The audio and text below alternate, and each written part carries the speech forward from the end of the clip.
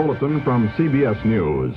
In Dallas, Texas, 3 shots were fired at President Kennedy's motorcade in downtown Dallas. This is Walter Cronkite in our newsroom, and there has been an attempt, as perhaps you know now, on the life of President Kennedy. He was wounded in an automobile driving from Dallas Airport into downtown Dallas, along with Governor Connolly of Texas. They've been taken to Parkland Hospital there, where their condition is as yet unknown. We have just learned, however, that Father Huber, one of the 2 priests called into the room, has administered the last sacrament of the church to President Kennedy.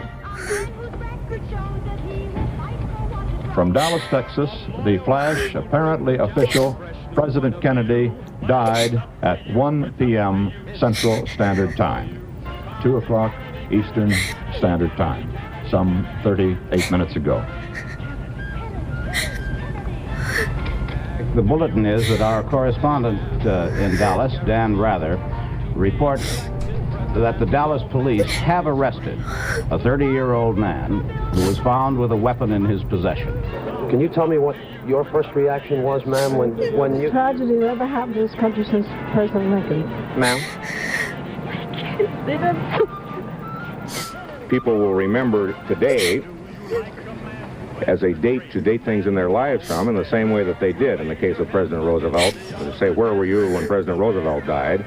They will say the same thing about where were you when you first heard the news of President Kennedy's assassination.